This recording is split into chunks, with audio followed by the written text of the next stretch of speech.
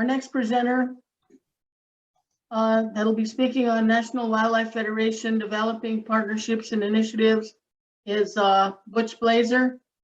Butch. Thank you, Alvita. And like many of you, I'm sure this morning it's good seeing faces that I haven't seen in a long time. And I too am looking forward to getting back to our face-to-face meetings, hopefully starting up in Spokane. You know, this morning, well, first of all, I submitted a bio. For those of you who may not know who I am or what I've done, that bio is in your packet somewhere.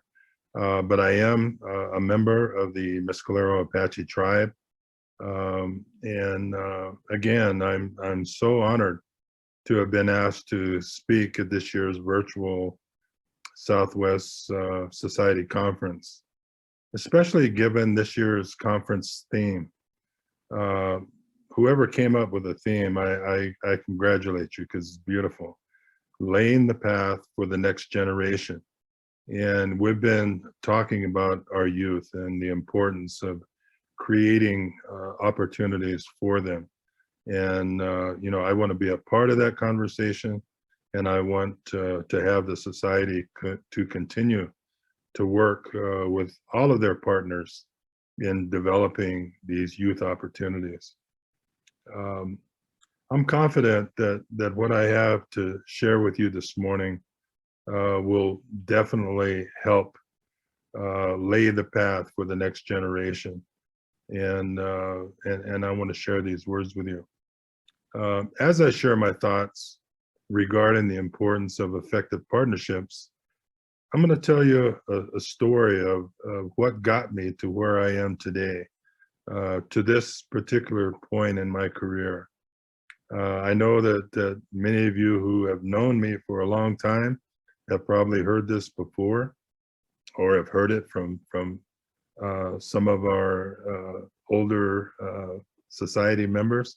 But I believe this historical perspective that I'm going to share is important, especially for our young professionals and students that are listening in today.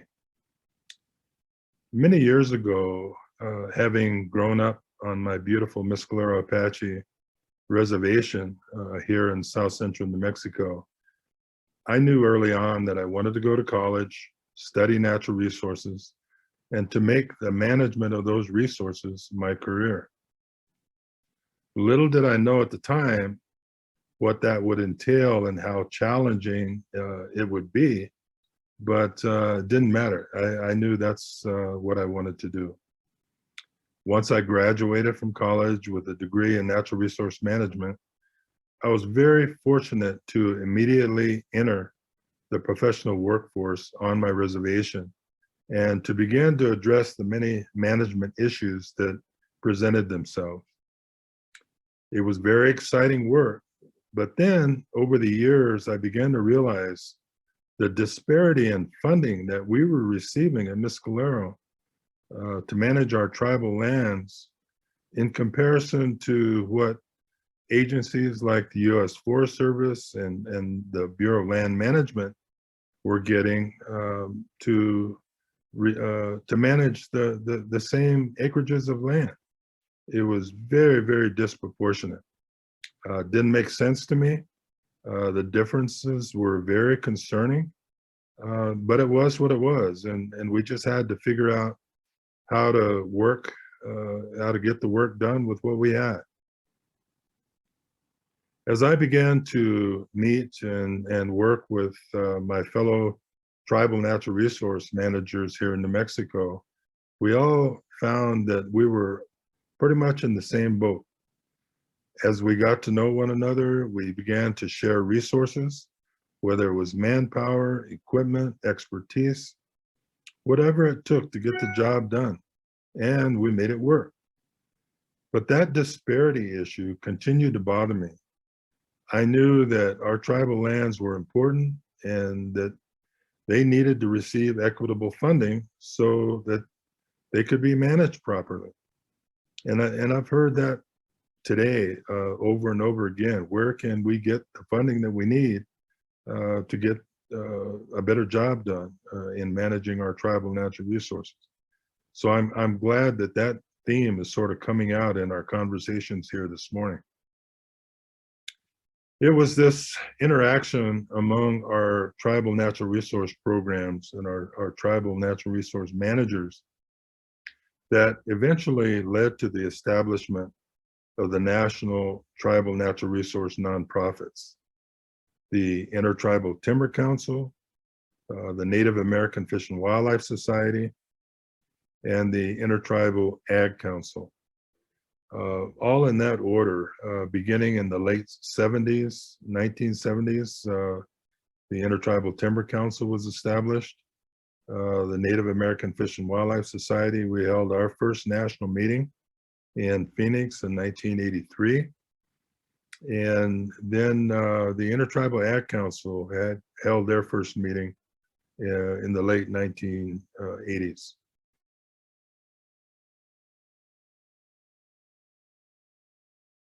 A role in getting these important organizations established, as I'm sure some of you are also. So with that background, I want to continue my story by talking about how to help these organizations continue to strengthen themselves so that they can continue to provide essential and valuable technical support and capacity to our individual tribal programs, as well as helping to develop direct capacity, new resources for our tribes that has never been there before. How do we do this? One very exciting way is through effective partnerships. As Julie has mentioned to you this morning, Gloria has mentioned to you, these partnerships are extremely important. The very real example that I want to share with you now is one that is occurring within the National Wildlife Federation. You've heard the Federation mentioned several times this morning with its involvement either directly with tribes or through the Native American Fish and Wildlife Society. It's very exciting. So a little over a year ago, I received a call from the Federation asking if I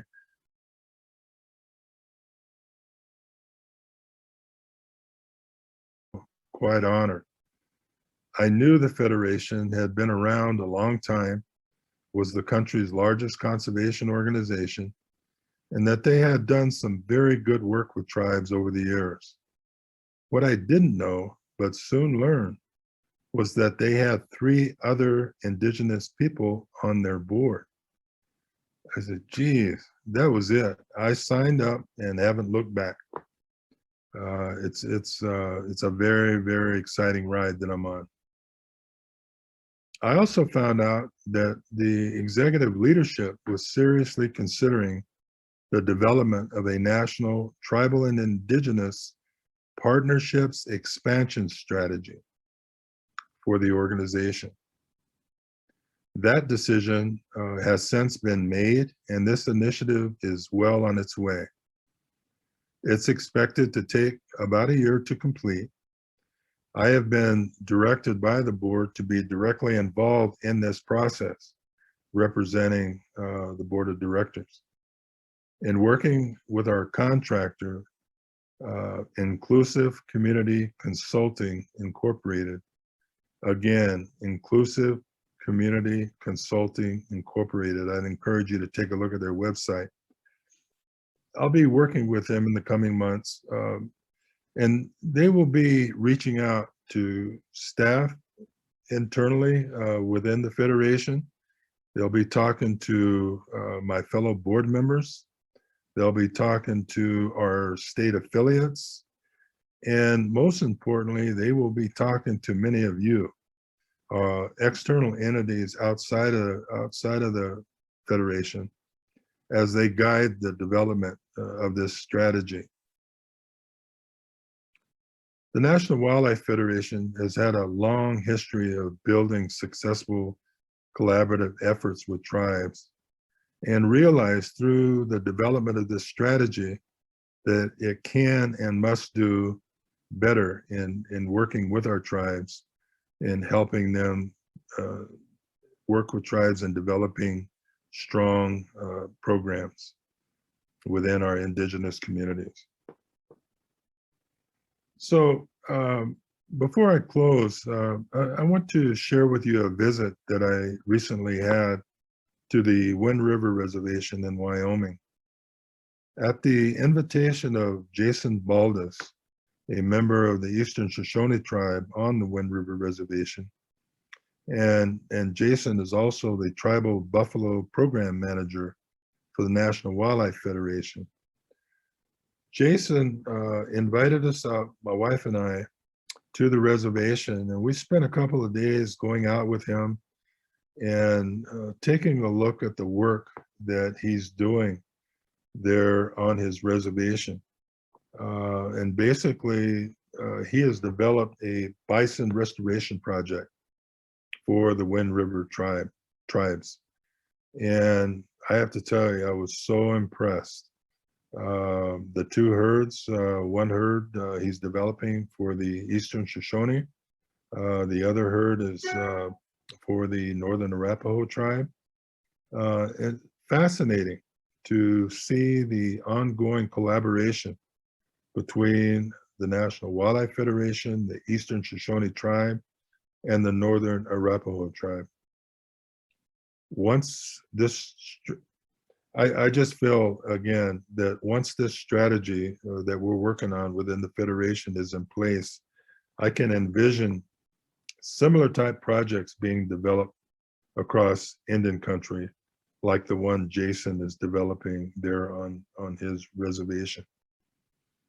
I want to very quickly also mention that I'm hoping that some of you get the National Wildlife Federation publication. It's a bi-monthly edition that comes out, and the August-September magazine highlights honoring tribal partnerships.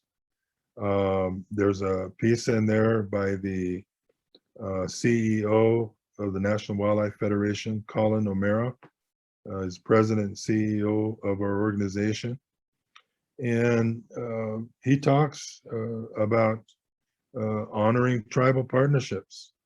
And Colin is probably the person that was able to take this strategy proposal to the board of directors, get it funded, and get it implemented. And I'm hoping that I'll be able to work with Alveda and others in trying to get our contractor, Inclusive Community Consulting, on the agenda for our national meeting in Spokane, and have them give a presentation on where we're at with this strategy development. We'll see if that works out. But again, my presentation this morning, short and sweet. I thank you for this opportunity, and like to open it up for questions or comments in regards to what I've shared with you. Anybody have any questions or comments for Butch this morning?